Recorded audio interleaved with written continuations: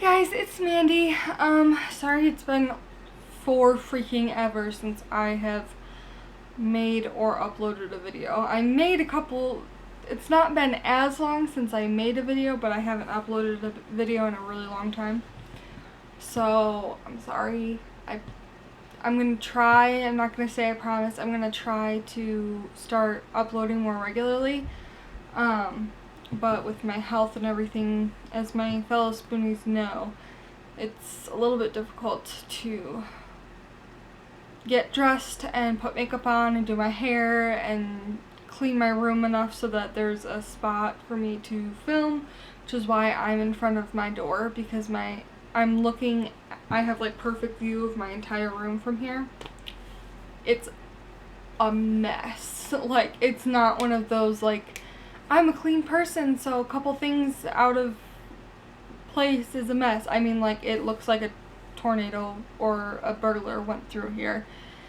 And there's craft stuff everywhere, and I have a bunch of clipboards that are hanging out on the floor that are drying from chalkboard paint, so I have chalkboard clipboards that I'm making, and it's just a mess.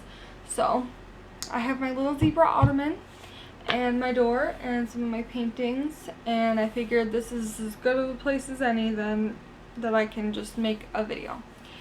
So today I'm going to be doing the chronic illness tag, which I wrote out in my crappy handwriting and dropped my phone again. So I'm going to make an update video on what's been going on with me for the past year and a half-ish since I last uploaded, but I don't really have the spoons for that today. Since I dared to go out to Walgreens and pick up a prescription, my body's like, who do you think you are? No. So I'm just going to do the chronic illness tag, which was created on Tumblr. But one of my friends, Kelly, her YouTube channel is Kelly Patricia, which if I remember I will link down below. She made this into a YouTube tag. So this is part 1, and I'm hoping to get part 2 up sometime soon, but like I said before, I can't promise anything. Okay, question number 1. What have you been diagnosed with? I'm going to put this down here because I can still read it. Fun fact. I've been diagnosed with so many things that I honestly am not, I'm not able to remember all of my diagnoses off the top of my head. So, I have a note on my phone that keeps them all in place so that I can tell new spoonies that I've met or doctors about all my diagnoses and stuff. So right now I have fibromyalgia, dysautonomia, POTS, sciatica, sacroiliitis, scoliosis, IBS, chronic nausea, optic nerve hypoplasia, panhypopituitarism, diabetes insipidus, atelectasis, which is the bottoms of my lungs are collapsed, Raynaud's phenomenon, restless leg syndrome, eating disorder not otherwise specified, anxiety, depression, sensory processing disorder, and then it's probable that I have mitochondrial disease, it's possible that I have Lyme disease, and it's possible that I have gastroparesis. So, that's it for now. I have a bunch of other symptoms that don't necessarily go into any of those confirmed diagnoses, and a lot of the symptoms that are not neatly tucked into the diagnoses go perfectly into mitochondrial disease. So that's why we're thinking that it's pretty certain that I have it, but I haven't found a doctor who is knowledgeable enough about it to actually diagnose me or run any tests. So yeah. Okay. next question. What do you do at night when you can't sleep? You're looking at it. I make these paintings. These are really, really old. So, these are like some of the first ones that I ever made. So, yeah, they're not all that great. I have made a few newer ones, but I don't have them right next to me, so I'll probably show you guys another time, hopefully, if I remember. So yeah, I paint, I journal sometimes. I used to like working in my planner, but now it's just too hard for me to sit and, you know, write for that long and sit in a chair for that long. With painting, I can kind of do one coat of paint and then go lay down while it dries, and then another coat of paint and go lay down while it dries and stuff, so that's easier. I love listening to music. I love watching Nashville and Grey's Anatomy and Private Practice and House and Glee. On Netflix and Hulu, those are, honestly, that's probably what I do most of the time, more than anything else.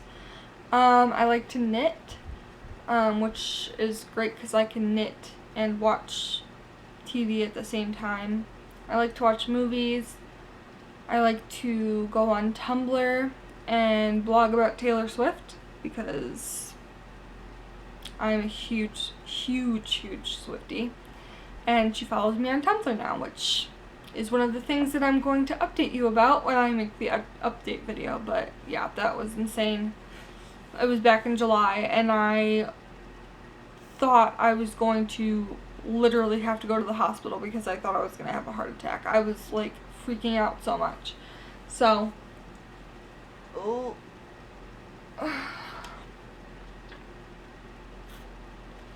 I'm gonna try and make this into a one-take video so I don't have to edit it, which is one of the reasons why I haven't uploaded in such a long time, because I have a really hard time editing. So, if you see me take a sip of water, it's because my mouth is so dry that it feels like I have marbles in my mouth. It's terrible. I don't know what it is, but that's one of the new symptoms, and I hate it. So yeah, those are the things that I tend to do at night when I can't sleep. Number 3 is the worst experience or side effect of a medication. Oh my god.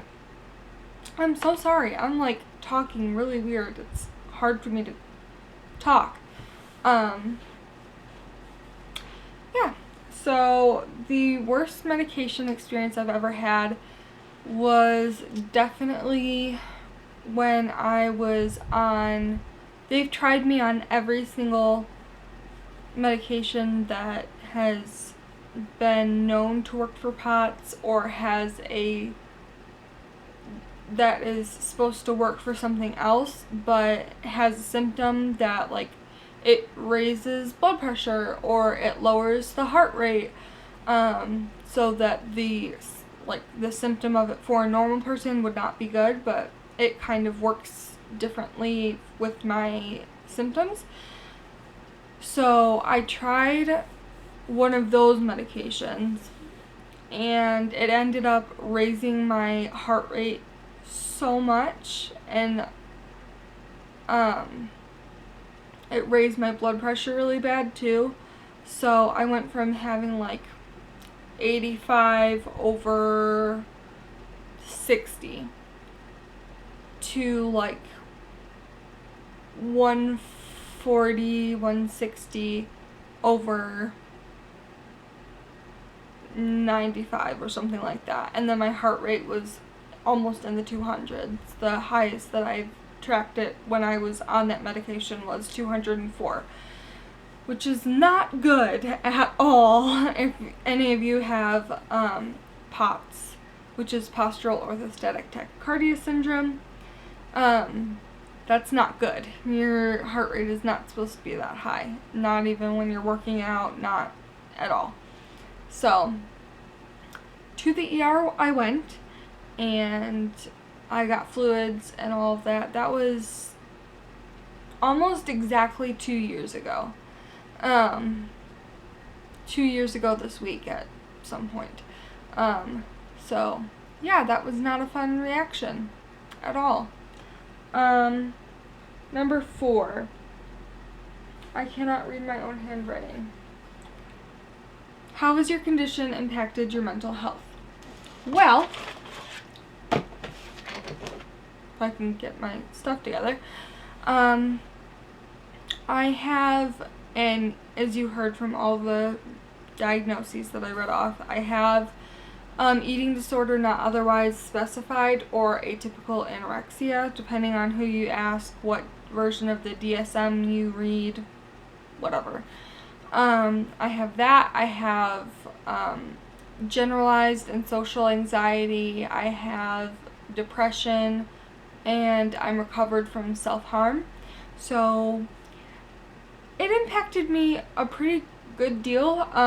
I started self-harming because I got so many doctors who told me that it was all in my head, that my pain and my fatigue and my nausea and everything when I first started having really bad symptoms. I've always been sick, but when I first started having really bad symptoms, and before I got diagnosed with fibromyalgia, everyone told me that it was all in my head and that I was just trying to get out of school and I was trying to, I wanted more attention and blah, blah, blah, blah. So I had seriously 4 or 5 different doctors tell me that and tell my mom that. And they told my mom to stop giving me what I wanted, which was her taking me to the doctor and her taking me out of school. Yeah, real nice doctors. Makes you wonder how they passed their bedside boards.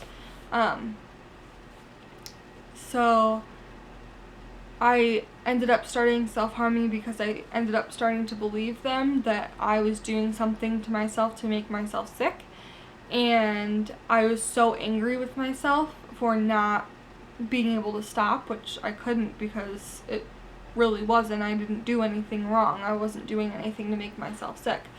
I was so frustrated with myself that I actually started self-harming, hitting myself, and then I eventually started cutting. So yeah, I'm recovered for about a year now, and I'm recovered from my eating disorder for about the same time. And I ended up with an eating disorder again because of my physical health, because I had to stop cheerleading, and that was where most of my exercise was, and I was put on different medications that made me gain weight and that made me even more fatigued. And being in pain, you don't really want to go to the gym or work out or anything. So even though I was in marching band for junior and senior year, I gained a good amount of weight that I've never lost. So I ended up with an eating disorder from that. And then I have anxiety. I also have PTSD symptoms from when I got my port placed. I have flashbacks and nightmares, night terrors, every once in a while. But I also have anxiety when I go out, because I'm always afraid that I'm going to end up stuck somewhere because I'm in too much pain or too sick to get home. Or, I'm always afraid when I go out, I'm always afraid that after going out, I'm going to be set so far back and get in such a bad flare that whatever I do is not worth the payment that I have to pay afterwards.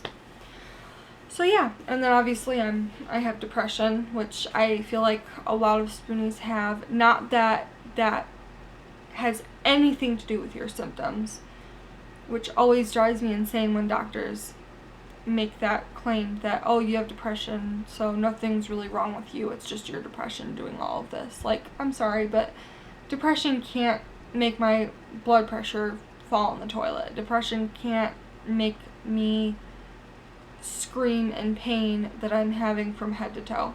Not possible. So yeah, my mental health definitely has been impacted, but thankfully I have it under control for the time being. So, yay. Number 5, describe your social life. I'm very lucky to have a best friend who is also a spoonie, and she understands 100% what my limitations are. She also has postural orthostatic tachycardia syndrome, and she has a bunch of other things, and we have a lot of symptoms and some diagnoses in common. So usually I'll go over to her house and we'll just watch a movie, or we'll craft. I'll bring over my painting stuff and we'll paint together, or we'll go to the mall and she'll push me in my wheelchair because her pushing me helps her and me being in my wheelchair helps me. So it's a win-win. We do that a lot. And it's really great to be able to have a best friend who completely understands if you have to cancel, or, if you have to call her up and be like, hey, I know we were going to go to the mall today, but is it okay if we just sit and watch a movie instead? It's amazing. I love her, and I love being able to do that and being able to share my time with someone instead of just being stuck in my room or in my house all day, every day.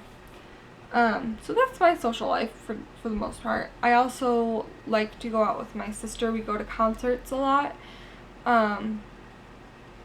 which you may think is impossible to do as a spoonie, but it's actually not. It's one of my favorite things to do ever. It's the one single thing that I spend most of my money on. Most recently, I saw Taylor Swift. Me and my mom we drove down to Nashville from Chicago, 2 weeks ago now? Almost 3 weeks ago now. So we drove down to Nashville from Chicago, and we stayed a couple days, and we saw her, and I was able to get wheelchair seats, which made it a lot easier on my body, and I was actually able to do stuff on Saturday, so the concert was Friday, so I wasn't completely out of commission forever after that. So yeah, that's what I like to do. What's the hardest thing to do while you're flaring?